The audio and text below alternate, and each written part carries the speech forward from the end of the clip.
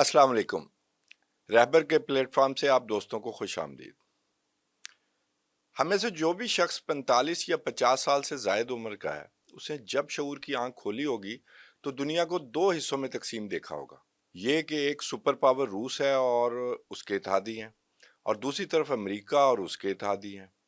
बज़ाहिर लेफ्ट और राइट की सियासत, या ये कह लें कि कम्युनिज्म और कैपिटलिज्म का मुकाबला, और फिर इसी बिना पर वार्सा पैक्ट या नेटो जैसे दिफाई मुआहदे। इसी में एक गैर जानबदार तहरीक भी थी, लेकिन ये तो खैर एक धोखा ही था, क्योंकि ऐसे तमाम मुबैना गैर जानबदार ममालिक किसी न किसी शक्ल में इन्हीं ब्लॉक्स का हिस्सा भी थे। अगर आप 45 साल से कम उम्र के हैं तो आपने ये देखा होगा कि रूस बतौर सुपर पावर ख़त्म हो गया और उसकी बहुत सी रियासतें उससे अलहदा हो गईं, और आपने यही देखा होगा कि अमेरिका ही दुनिया की वाहिद सुपर पावर बन गया।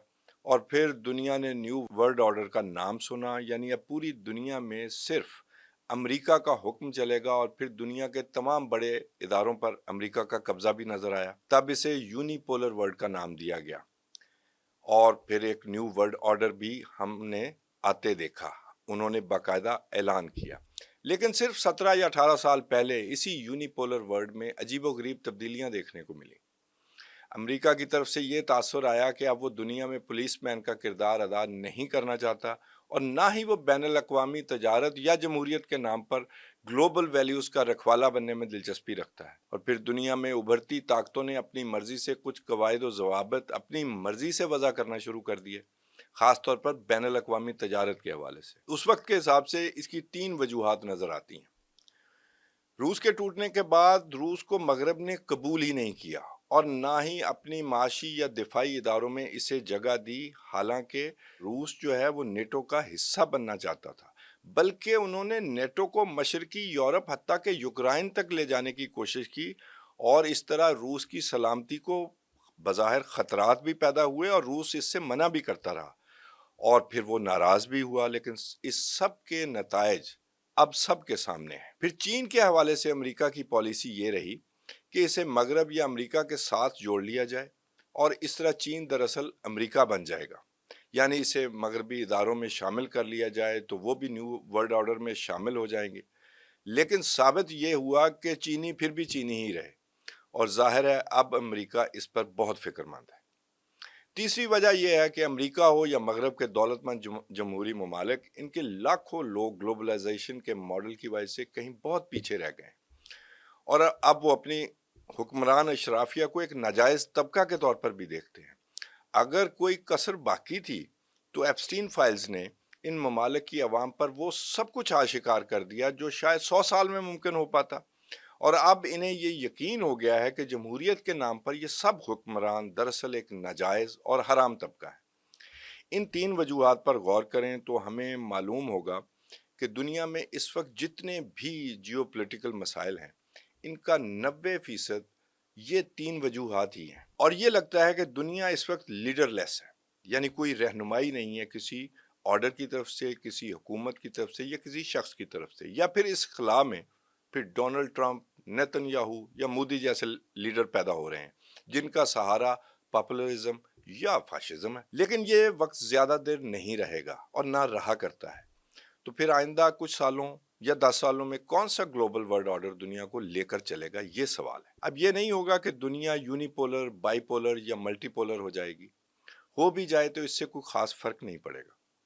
इस वक्त दुनिया में एक ग्लोबल सिक्योरिटी ऑर्डर मौजूद है, और कोई शक नहीं कि अमेरिका अपने इत्तेहादियों की मदद से इस ग्लोबल सिक्योरिटी ऑर्डर को चला रहा है। आप गजा की मिसाल ले लें। अमेरिका ने अपने इत्तेहादी इसराइल के जरिए वहां बाकायदा नस्ल कुशी की है, ईरान पर जंग मुसल्लत की, और अब दोबारा एक बड़ी जंग का इरादा है। वेनेजुएला का सदर अगवा कर लिया, या क्यूबा की भी नाकाबंदी की जा रही है।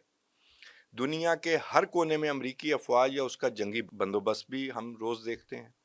चीन ने भी कुछ ऐसा बंदोबस्त किया है, लेकिन वो सिर्फ एशिया के अंदर है, और अमेरिका के साथ इसका कोई मुकाबला नहीं बनता।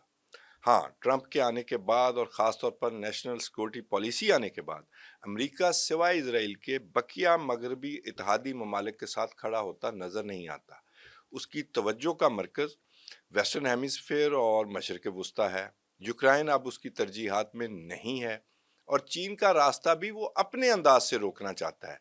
لیکن اس کے باوجود یوکرین کے حوالے سے پورا یورپ امریکہ کی طرف دیکھنے پر مجبور ہے، اور ایشیا کے اتحادی بھی امریکہ کے ڈیپینڈنٹ ہیں۔ امریکہ، روس، چین ایٹمی اسلحہ رکھنے والے ممالک ہیں، جو بڑے ممالک ہیں، اور بھی ہیں۔ روس یوکرین میں جنگ بھی کر رہا ہے، بظاہر جیت بھی رہا ہے، لیکن کم از کم اپنے 2 لاکھ فوجی گنوا بھی چکا ہے، اور پھر معاشی پابندیوں نے بھی اس کی وقت مزید کم کر دی ہے۔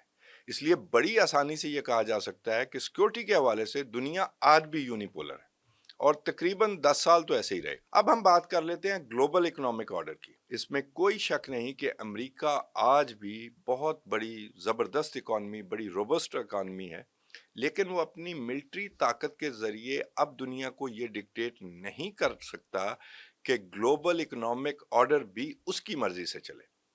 مختلف ممالک کو ٹیرف کے ذریعے دباؤ میں لانے کی کوشش، اور بعد ازاں اس دباؤ میں ناکامی ہم سب کے سامنے ہے، اور یہ اسی چیز کا ثبوت ہے۔ گلوبل اکنامک آرڈر میں سب ممالک ہی ایک دوسرے کے محتاج اور اسی وقت ایک دوسرے کے مددگار بھی ہیں۔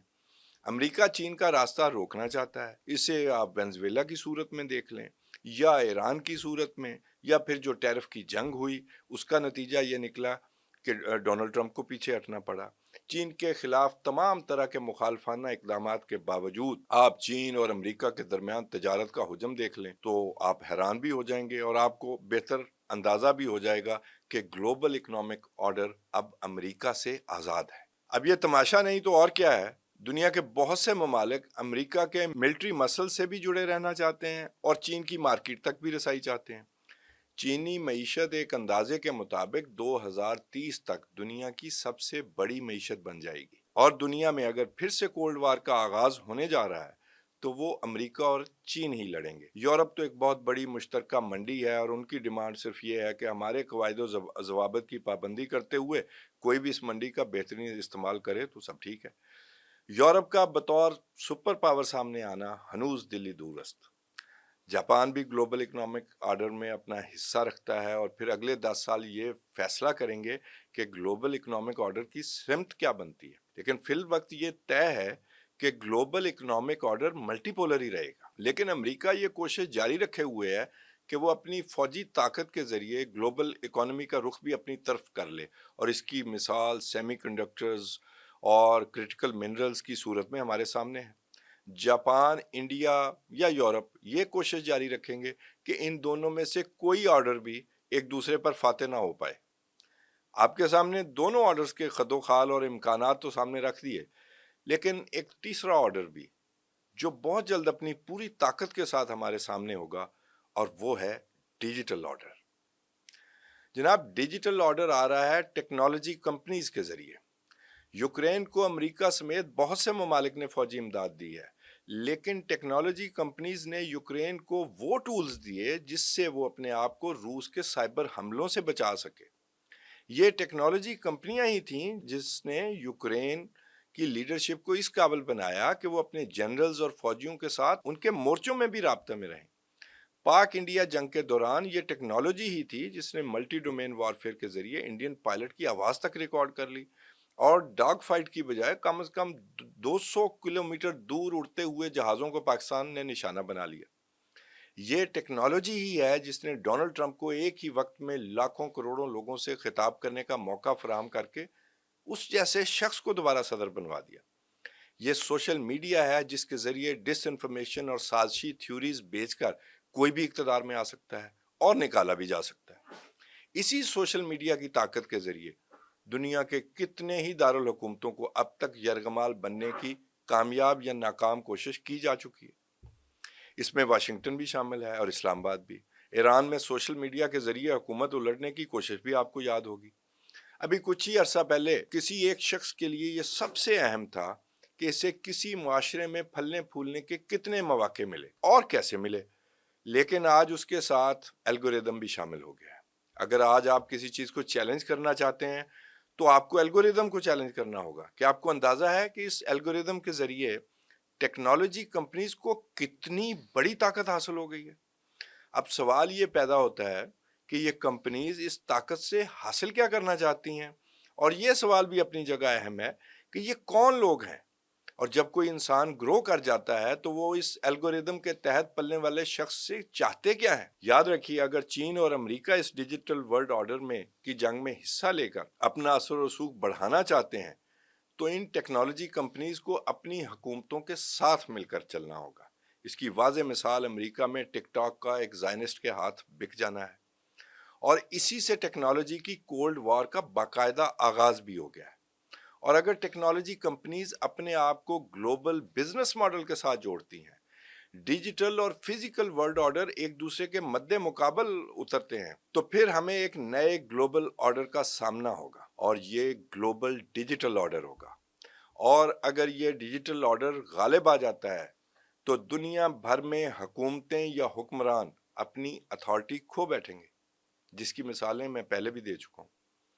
ایسا اگر ہو گیا تو ٹیکنو پولر آرڈر پوری دنیا میں اصل حکمران کے طور پر سامنے آئے گا۔ پھر یہ چند کمپنیاں فیصلہ کریں گی کہ کیا ہم ایسی دنیا میں موجود ہوں جہاں ترقی کے بے پناہ مواقع موجود ہوں، یا پوری دنیا اپنی آزادی تک سے محروم ہو جائے۔ لمحہ موجود میں بھی اس دنیا میں 100 افراد ایسے ہیں جن کو صرف اس بات پر نہ تولا جائے کہ انہوں نے اس ٹیکنالوجی سے کتنے ارب ڈالر بنا لیے ہیں، بلکہ جو اصل سوال ہیں وہ سامنے رکھے جائیں۔ ان 100 افراد کو اکاؤنٹیبل ہونا چاہیے کہ وہ آرٹیفیشل انٹیلیجنس کے ذریعے حاصل ہونے والی طاقت کو اس دنیا کے لیے کیسے استعمال کریں گے۔ انہیں اس بات کا جواب دہ بھی بنانا ہوگا کہ انہوں نے جو ہمارا بے تحاشا ڈیٹا اکٹھا کر لیا ہے، اس کا استعمال کیسے کیا جائے گا اور کیا ہوگا۔ میرے خیال میں اس لمحے میں جو سب سے اہم سوال یہ ہے کہ ایڈورٹائزنگ سے حاصل ہونے والی ارب ہا ڈالر کی رقوم اور اتنا ڈیٹا اکٹھا کرنے کے بعد کیا وہ اس رقم سے نفرت اور مس انفارمیشن پھیلا کر ہماری سوسائٹیز کو تباہ تو نہیں کر دیں گے؟ یا کوئی قانون انہیں اس سے باز رکھنے کی طاقت رکھتا ہے؟ کسی وقت میں امریکہ کو جمہوریت کا وارث کہا جاتا تھا، چاہے یہ کافی سارا جھوٹ ہی ہے، چاہے تب بھی یہ سب منافقت سے بھی بھرپور تھا، لیکن بہرحال یہ ایک نام ضرور موجود تھا۔ لیکن آج جب امریکہ نے ایک کیوس ایجنٹ کی شکل اختیار کر لی ہے تو ٹیکنالوجی کی کولڈ وار میں امریکہ کے ساتھ مل کر ان ٹیکنالوجی کی کمپنیز کا کردار کیا ہوگا؟ کرۂ ارض پر موجود انسانیت کو اس حقیقت یا کمٹمنٹ کا پتہ ہونا چاہیے۔ تو یہ تھا آج کا ہمارا موضوع۔ مشکل موضوع ہے، لیکن آنے والے دنوں میں اس کی اہمیت بہت بڑھ جائے گی، تو اس کو ضرور ذہن میں رکھیں اور اس میں سوالات اپنے لیے ضرور کریٹ کریں اور ہمارے بھی سامنے لائیں، اپنے کمنٹس میں بتائیں۔ آج تک کے لیے توصیف احمد خان کو اجازت دیجیے۔ اللہ نگہبان۔